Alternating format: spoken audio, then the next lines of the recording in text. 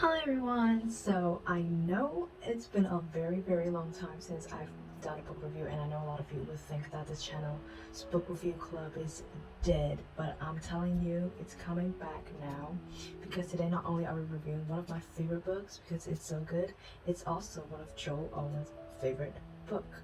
So it's Conversations with Friends, and a few months ago I came across this post. So I've been following Joel Alwyn for quite some time now. I first know of him as Taylor Swift's boyfriend, and God bless them, they're so perfect together. I am so happy for them. But then, after I saw that post, I was like, if it's Joel Alwyn's favorite book, then obviously he's a man with taste, you know? Then I think that book is pretty good, you know? And then I just started reading it, and boy, it is so good. First, a little background on the book. So the book is by Sally Rooney. I actually did a book review of her other book, Normal People, which I'll put a link up there if you want to watch that video. But I did not vibe with the first book I read, Normal People, but I totally vibe with this one. So it's Conversations with Friends, and first of all, why I like it so much, the cover is yellow, and that's already a given. And then this book is set in Dublin, so basically it's about four main characters. We have Frances, which is the main protagonist, and we read the book in her perspective. And then there's Bobby, there's Nick, and there's Melissa. So Frances and Bobby are college students, and Frances is studying literature, and she's kind of like an aspiring writer and author. Bobby is quite into poetry, and then we have Melissa and Nick. So Melissa and Nick is kind of in their mid-30s, so they're quite older than Frances and Bobby, and Melissa is a journalist. So I'm going to give a little bit of a summary of what the book is about before we dive into the discussion and the analysis. So if you want to read the book without it being spoiled, you might want to click away now. And then we're going to talk about how Joel Alwyn's appearances in the trailer and everything, but that's for later. So first of all, the book is about Frances, Bobby, Melissa, and Nick. So Frances and Bobby, they are kind of the main people at the beginning of the book. So they're really close friends, and they have once been in a relationship together. They're really strong on about feminism, especially Bobby. Frances is an aspiring writer, and Bobby is very into poetry. And one time when they were performing poetry, they ran into Melissa, and Melissa introduced both of them to her husband Nick, and things kind of unraveled from there.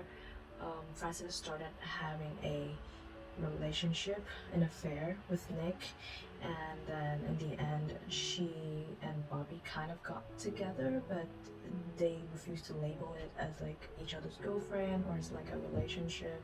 There's no big high climax or like adrenaline seeking things, but this is the thing about Sally Rooney's writing. I think is very down to earth and also close and relatable to a lot of people, because it is about normal life and it's about the daily struggles of normal life.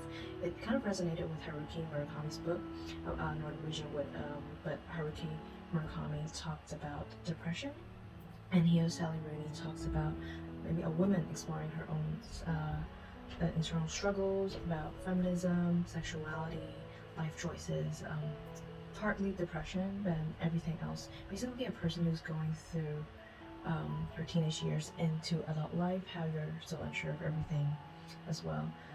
A lot of people do say this book is about feminism, especially there are a lot of conversations between Bobby and Frances about feminism, how they do not like capitalism, things like that. And this is why the book is called Conversations with Friends, because there are a lot of conversations between the friends about a lot of big issues in society, and that is the main theme of the book. But for me, I personally think this book is more about affair and infidelity than it is about the intimacy between two female characters, because I think the majority of the book, it was about the relationship between Nick and Frances. So how Frances deals with having an affair with a married man, and how Nick, as a person in his 30s, is having an affair behind his wife's back with Frances. So I think each of them, the mindset is very different, and then Frances kind of to lose it as well, because initially she thinks that, oh, there's going to be no feelings involved whatsoever, but then she starts having feelings for Nick, and I think Nick also kind of has feelings for Frances. But you know how affairs work. It's you're starting something that is not going to end well, and I think this is why the book is so popular. It's because a lot of people can relate to this kind of situations. It's not that I'm saying a lot of people cheat or anything, but sometimes I think a lot of people can relate to this because this like decision making dilemma, and also how people ended up in situations they don't want to be in, is actually very relatable to a lot of people's lives, and how they feel trapped but they don't want to let go, or they don't know how to deal with different things going on. And that kind of feeling, that kind of struggles are not very popular in books, and you don't read about that very much because people usually seek in books like fairy tales, fantasies, a lot of things that are happy, or like there's like a lot of adrenaline, and not a lot of authors do write about like mundane things happening in life. And that's what makes Sally Rooney so popular, because what she writes about just hits people. People just feel it in their gut, and it's a very nice book. So comparing this to normal people, I do not like. It's not like I do not like, but I don't vibe with it as much. I don't vibe with normal people as much, because that is about teenagers sleeping around. While I cannot relate to it, I do know a lot of people relate to it, and that's why a lot of people find it a really good book. But I kind of do sympathize with Frances and Nick, how they're actually stuck in this situation and they want something, but they know it's not going to end well. I think I kind of relate to that kind of decision-making mindset more than the actual physical act of cheating. And it also talks about how people want to stay in marriages because Melissa also has an affair and Nick knows about that, but they have genuine feelings for each other. That's why they still choose to stay in a relationship. And even after knowing that Frances and Nick has an affair, Melissa will not have a divorce with Nick.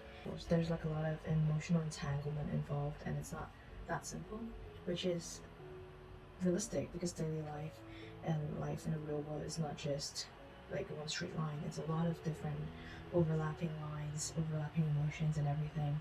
So it's a really, really nice book. I actually give this book a 5-star in the end. Actually, the ending, how they actually ended the affair.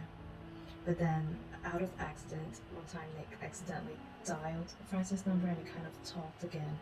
And in the end, Frances asked Nick to pick her up. And it doesn't say what's going to happen next, but you kind of know you're going on the same path over and over again. And you can also see like how human nature is very hard to change, and all the kind of gists. So I do understand why Joe Alwyn really likes this book, because he's a man of taste, and we know that, just to repeat it. But this book is really nice, and I also watched the trailer. I think it's on Hulu. Yeah, and I'm really glad, because I watched the trailer, and the dialogue in the trailer is actually direct dialogue from the book. And Melissa, the actress of Melissa, I think it's also the principal of Sex Education 3, is exactly how I imagined her to be. Nick as well. Bobby, maybe not that much.